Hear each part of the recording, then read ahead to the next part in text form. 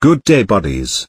Hope you're all doing great out there. For today's video, we'll doing an update of all the happenings in the life of our almost 1-year-old ant colony. Which journey has been flawless so far. Great steady growth, and upgrades to their setups. So grab some snack, as along the update I'm also answering some of the most common questions from our growing community. Newbie, and aspiring ant keepers. I'm receiving a lot of mails lately, and I'm trying to respond to each and every one. But it's also good to make a video about it so we can just simply send them here. Before we start, please allow me to give special thanks to the most awesome guys on our channel. Jeffrey Miles, Sean, The Hunter Chick, Stefan, Thomas, Sumi Riel, Future Bird, West Virginia Ant Keeper, and Kazan Jenkins. Let me include one of our OG supporter Moto Techie, for sending another super thanks for the channel. Thank you so much for supporting our future project, which is the Members Terrarium, and for making every episodes possible. Let me also say welcome back buddies. And for those new to the channel, you're also welcome to D Colony.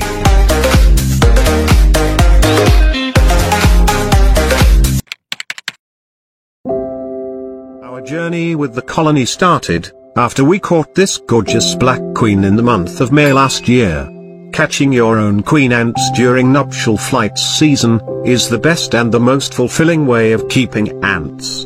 For newbies, I recommend raising 1 or 2 mated queens. It's a good way to enjoy the experience gained, without getting overwhelmed later on with your work as their keeper. Our ant colony here had their first meal in their 2nd month. They've had a drop of honey, and a chopped of roach for protein. Another common question from our channel visitors, and even in real life is, why keep ants?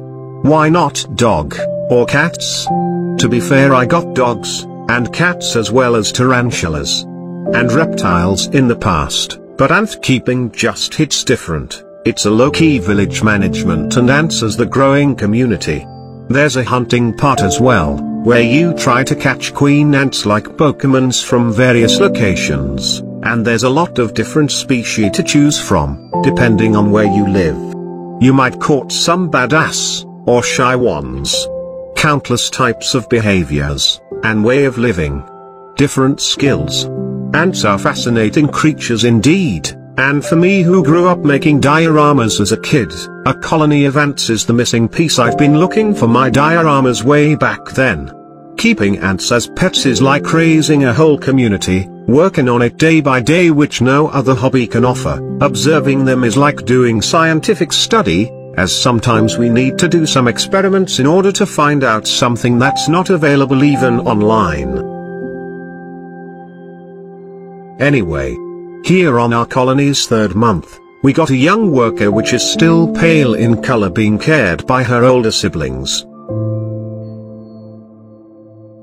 And this one huge cocoon here is the upcoming huge ant, known as a major worker, which emerged before their day 120. Another question we got here is, what is the best ant species to start with as a beginner?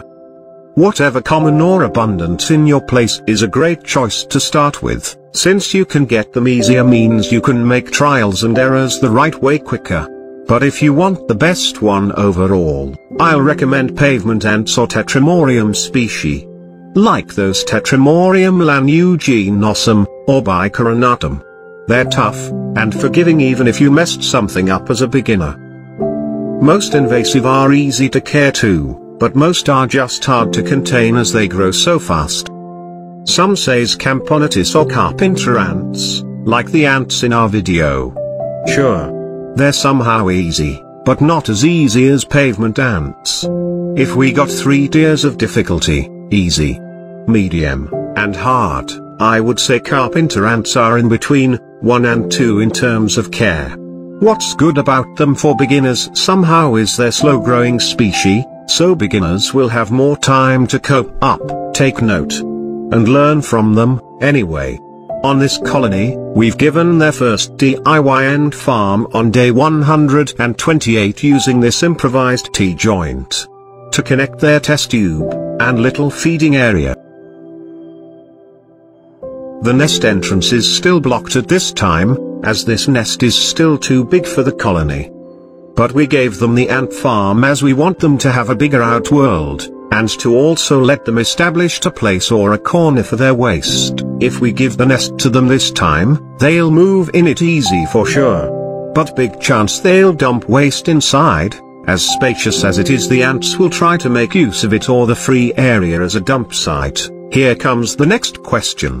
When is the right time to move, or offer a colony an ant farm or a new nest? The question cannot be answered by how many workers in general, but should depend on how big the new nest is. The best bet is move them when the colony can immediately occupy at least 50 or even 60% of the nesting area. Simply means never move a young colony to a big ant farm. It varies on some species, but this is my general guide on moving most ant colony, and those conditions has been met on the day 180, so we open up the nest for our ants here. The whole colony move in the next 24 hours. We even caught Her Highness being welcomed to her new palace. And at 6th month, they happily occupied this tiny little ant farm, which is more than enough for their size. We could see 3 workers the most, foraging in the outworld. A sign of a healthy young colony. As we can see, this is what it looks like when it's around 60% of the nesting space occupied. 40% for growth in the next several months. At this stage an extra large worker had also emerged to protect the colony. This soldier ant, who's on par with the queen in size, and even surpassed her in terms of head size. And this is just one of the milestones in keeping ants, that will really make you feel rewarded. Not only for the newbies, as it's still feel fulfilling for a seasoned ant keeper like me, as that means you kept them happy and healthy under your care for months to years. Anyway, let me share something I observe from them. I always wonder why I never see a dead worker from this ant colony. Why they never put their dead ant comrades in the garbage area, which most ants usually do. I found the answer on their 5th month, when I caught them in the act of consuming a dead worker. Oh my. Yes buddies, they are cannibal ants. I tried overfeeding them to see if they stopped doing this, but we still never see a dead ant body on display. It's my first time keeping this carpenter ant species buddies, so I'm really intrigued on this specific behavior. They're consistent on this cannibalism until this present day. If we zoom the waste area, we can see some ant limbs which are the only leftovers and proof of cannibalism. Even the hard ant heads was no show in the garbage site. Anyway, it's time to give our cannibal ants more space, as lots of worker is resting in the feeding area most of the time. Sometimes they even bring broods here with them. That simply means they now lack of nesting space. As we can see here, they can't all rest inside. As if they do, these airway, or the way of ventilation for this 2 chambers will be limited or blocked. So we'll give them a new ant farm.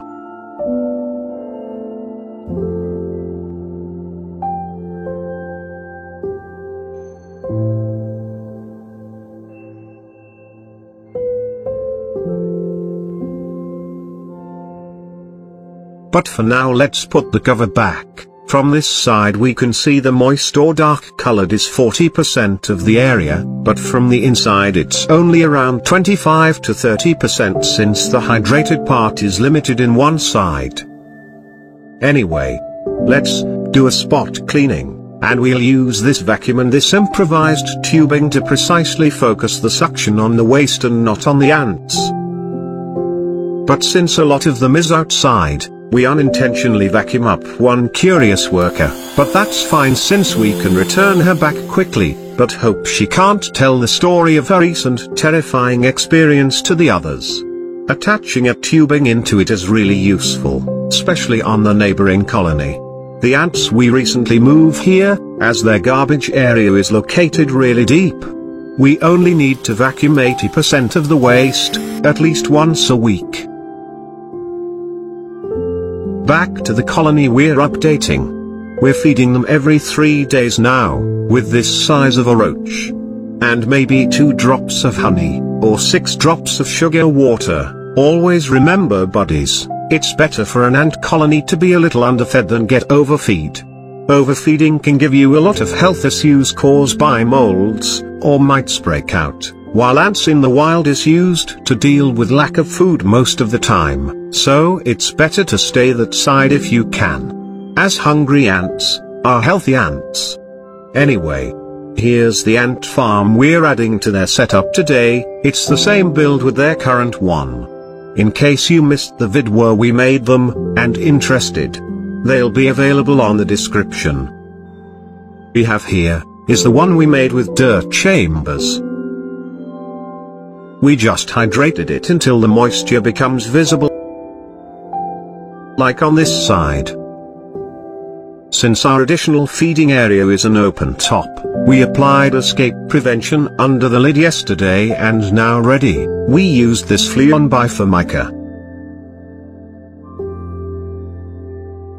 We also wet the flooring to increase humidity level, since this setup has been stack dried in the last several months.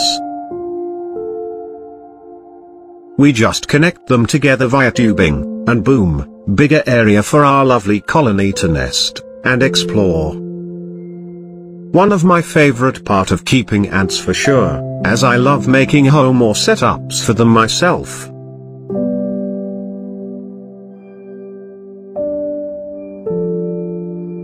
Hope they'll continue this healthy journey, and wish you'll be here next time as well to see their next upgrade update, buddies, and that might be adding this DIY flat nest in the future. And before we end the video, let's give this promising colony a honey to enjoy.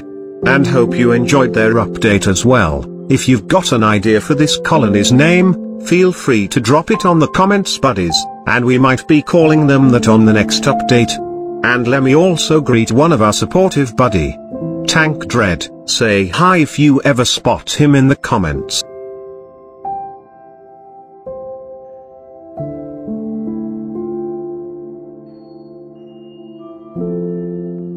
I just hope you have learned something from this video, guys. Be a genie for the first time, by granting my wish and tapping the like and share button. That would help a lot. This is D Colony, saying goodbye for now, but hoping to see you on my next videos.